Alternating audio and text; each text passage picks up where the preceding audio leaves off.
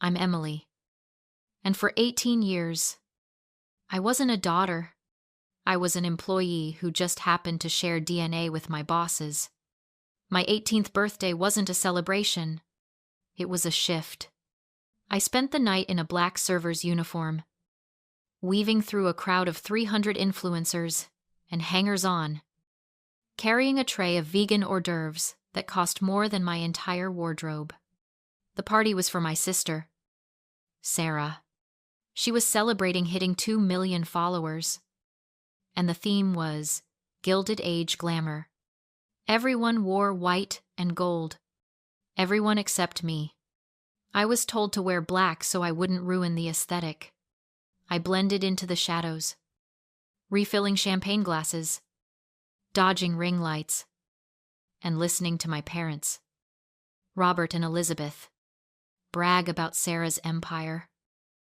At midnight, as the guests started filtering out and the cleaning crew arrived, I approached my family. I wasn't expecting a car or a party.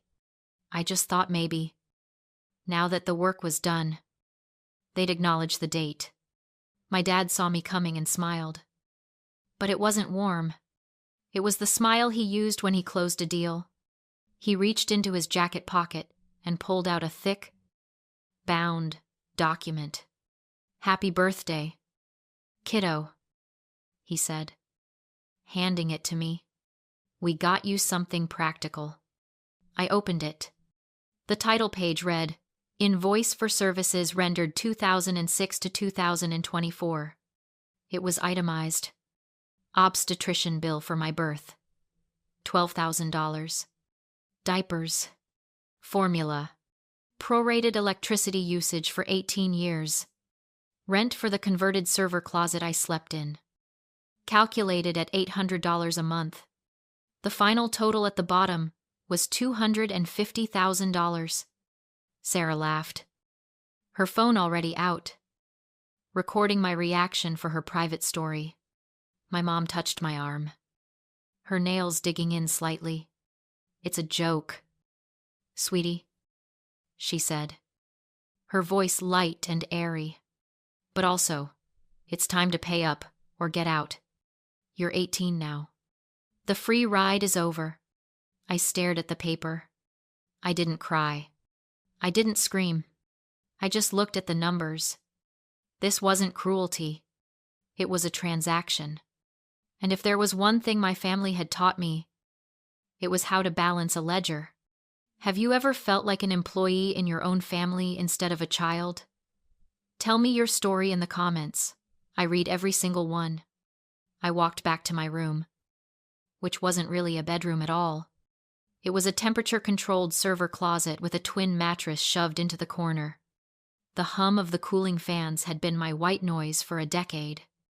I sat on the edge of the bed and placed the invoice on my desk, right next to the 3 monitors that ran the household. I didn't tear it up. I didn't burn it. I smoothed out the corners. If my father wanted to turn our relationship into a business arrangement, I would respect the terms. And the first rule of business is that when a contract is terminated, access is revoked. I grabbed my backpack. I didn't pack clothes or keepsakes. I packed survival. I took my backup hard drive, a few protein bars I'd stashed, and a hollowed-out PC tower case where I kept my emergency fund. $92. It was all I had, scraped together from fixing Wi-Fi routers for the neighbors when my parents weren't looking. I shoved the cash into my pocket. Then, I turned to the monitors. My family thought their perfect lives ran on magic. They thought the lights turned on, the bills got paid, and the followers appeared because they were special. They didn't understand that I was the engine. I was the one who wrote the scripts that farmed likes for Sarah's posts, so her engagement numbers looked real to sponsors. I was the one who secured my father's digital wallets and managed the smart home grid that kept the penthouse at a perfect 72 degrees. They saw me as a liability, an expense to be itemized. They were about to find out I was the only asset they had, I opened the command terminal. My fingers flew across the mechanical keyboard. The clicking sound, the only noise in the room. I didn't delete anything. Deleting data is a crime. It's destruction of property. I wasn't a criminal. I was a sysadmin, locking down a compromised system. I initiated a full encryption sequence on the central server. I changed the admin keys for Sarah's bot farms, effectively freezing her growth. I reset the two-factor authentication on my parents' digital banking and crypto wallets to route to a burner email address that I had just deleted. I locked the smart home interface, setting the master control to a randomized alphanumeric code that only existed in my head. I hit enter. The screens flickered once, then settled into a steady, locked prompt. The house was still running, but the brain was gone. They wouldn't notice tonight. They wouldn't notice tomorrow morning. But the first time Sarah tried to upload a sponsored post, or the first time my dad tried to move assets, the system would ask for a password they didn't have, and they couldn't just reboot it. I'd built this system. It was a fortress, and I had just pulled up the drawbridge. I stood up and slung my backpack over one shoulder. I took one last look at the closet that had been my cage. It looked exactly the same as when I entered. Cold and sterile.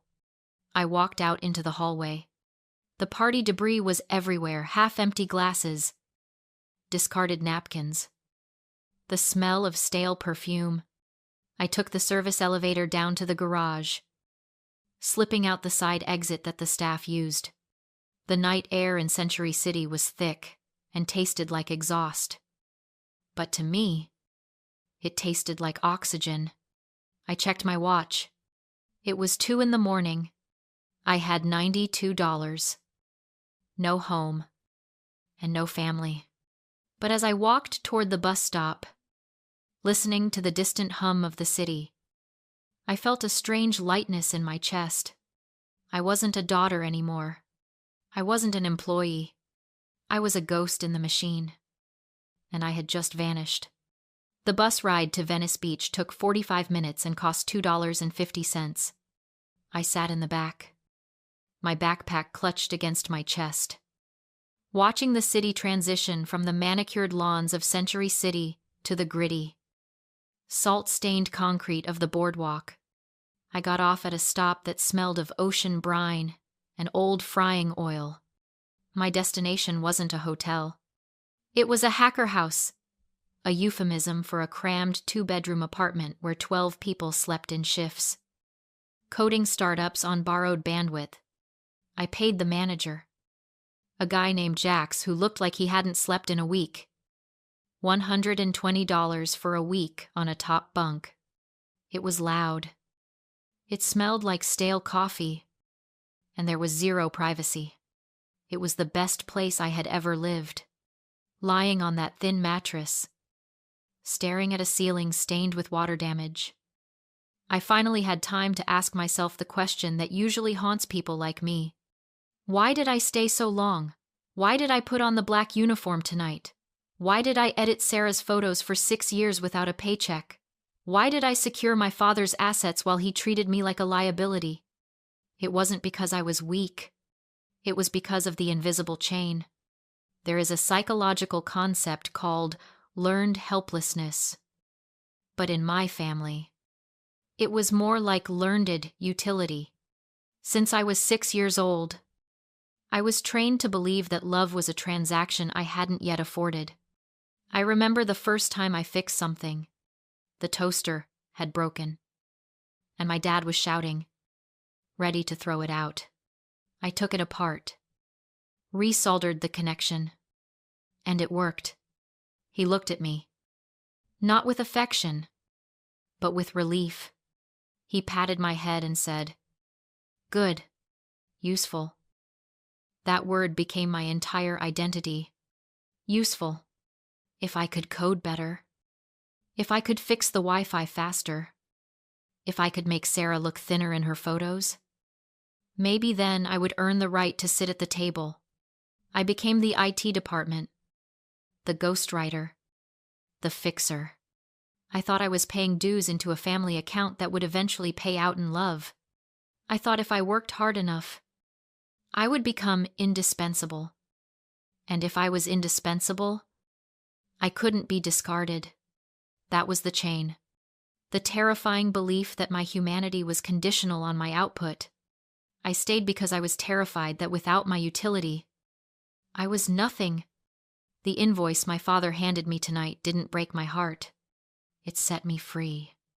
It was the final proof that I had been right all along, but also terribly wrong.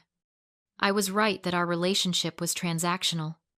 I was wrong to think I could ever pay off the debt. By putting a price tag on my existence, $250,000, he admitted that I wasn't a daughter to be raised, but a project that had gone over budget. He itemized my life because he couldn't imagine a world where he gave something for free. I rolled over on the bunk, the springs squeaking beneath me, around me. Keyboards clacked in the dark, the sound of other people building futures from nothing. I wasn't the utility child anymore. I wasn't the spare part kept in the closet just in case the main engine failed. The chain was snapped. I closed my eyes. And for the first time in 18 years, I didn't dream about fixing someone else's mess. I fell into a deep, dreamless sleep, knowing that when I woke up, every line of code I wrote would be for me. It took 3 days for them to notice. On the morning of the 4th day, I woke up to a barrage of notifications. My burner email address, which I'd set to forward alerts from the family server just to monitor the fallout, was lighting up. System alert, failed login attempt. User, Sarah, main. Then, system alert, failed login attempt. User, Dad, crypto. Then came the texts to my old number, which I still monitored on an old phone I kept turned off in my backpack most of the time. I turned it on for 5 minutes just to see. From Mom, Emily. Where are you? Sarah can't log into her main account. She has a sponsored post due at noon. Fix this now, or we call the police for theft. From Dad, this isn't funny. I can't access the wallets. The invoice is accruing interest. Emily, come home. Apologize. And get back to work. From Sarah, you little bitch. You ruined my engagement metrics. My bots aren't running. Do you know how much money I'm losing? Come back and fix it. I laughed. It was a dry, rusty sound. They didn't miss me. They didn't ask if I was safe or if I had a place to sleep. They missed the service. They missed the IT support. They were panicking because their empire was built on a foundation of code they didn't understand, maintained by a person they didn't respect. I opened Instagram on my laptop. Sarah had posted a video. She was crying, perfectly lit. Of course, with a natural filter. Guys, I'm so heartbroken. She sobbed, dabbing at her eyes carefully so as not to smudge her mascara. My mentally unstable sister ran away from home 3 days ago. She stole some of my equipment, and I just hope she's safe. Please send prayers. She held up my broken laptop, the one she had smashed a month ago, because it was ugly as proof of my theft. The comments were flooding in with sympathy. I watched it twice. The first time, I felt a familiar twinge of guilt. Was I being too harsh? Was I unstable? But then I watched it again, analyzing it like I used to analyze her engagement data. The lighting was set up. The angle was calculated. She wasn't sad. She was creating content. She was using my disappearance to boost the engagement that my missing bots couldn't provide. It was a performance. And just like that, the guilt evaporated. I realized something profound in that moment. My parents and Sarah looked powerful. They lived in a penthouse, drove leased luxury cars, and wore designer clothes. But it was all an illusion. They were asset-light and ego-heavy. Their wealth was a cash flow game, dependent on Sarah's sponsorship deals and Dad's volatile crypto trading.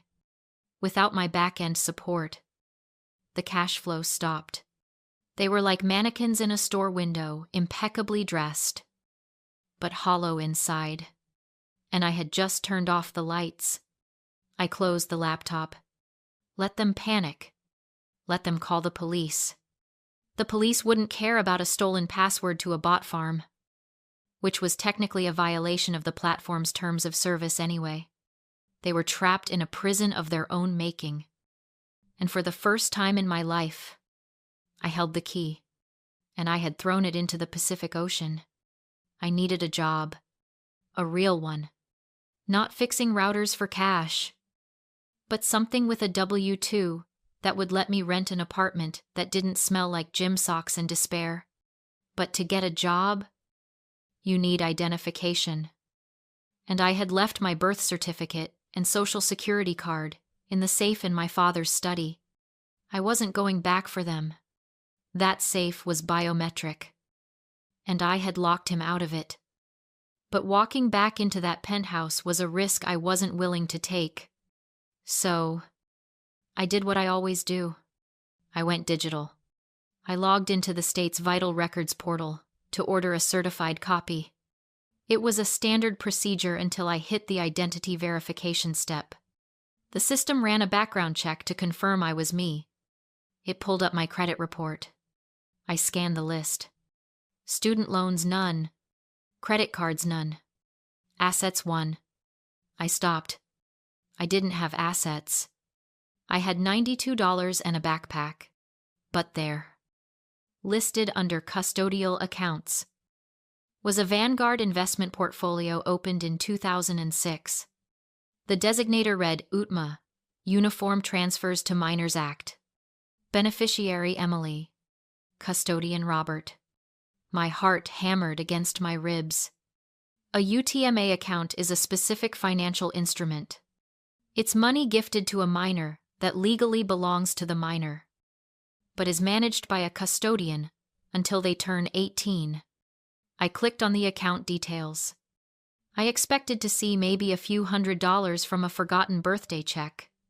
I saw the initial deposit from 2006, $50,000. The donor was listed as Susan Vance. My Aunt Susan.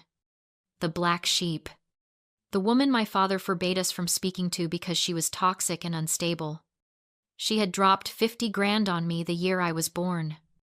With compound interest over 18 years of a bull market, that account should have been sitting at nearly $200,000. It should have been my tuition, my startup capital, my freedom. I looked at the current balance, $0.42. I felt a coldness spread through my veins that had nothing to do with the air conditioning in the hacker house. I opened the transaction history. The withdrawals didn't start until 3 years ago. They were frequent and aggressive. January 12th. 2021.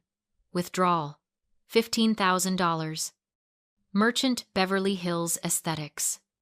That was the week Sarah got her deviated septum fixed. March 4th. 2022.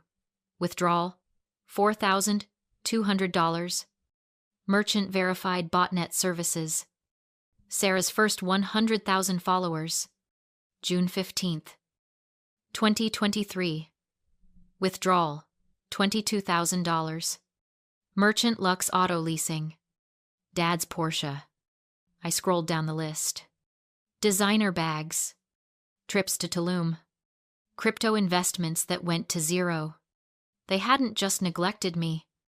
They had cannibalized me. My father, the custodian, had a fiduciary duty to protect that money for my benefit. Instead, he treated it like a piggy bank to fund the facade of their success.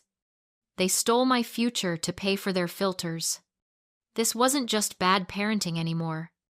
This was embezzlement. It was grand larceny. It was a felony. I closed the laptop. The anger I felt wasn't hot. It was absolute zero. I picked up my burner phone. I didn't call the police. Not yet. I searched for a number I hadn't used in a decade. Aunt Susan answered on the second ring. "Hello."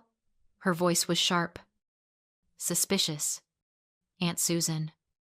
I said, "It's Emily. I found the account. And I know where the money went." After a long silence, she laughed, a dark, satisfied sound. "Took you long enough," Aunt Susan said. "Do you want to cry? Or do you want to bury him?" "I want to bury him." "Good. I'll send a car."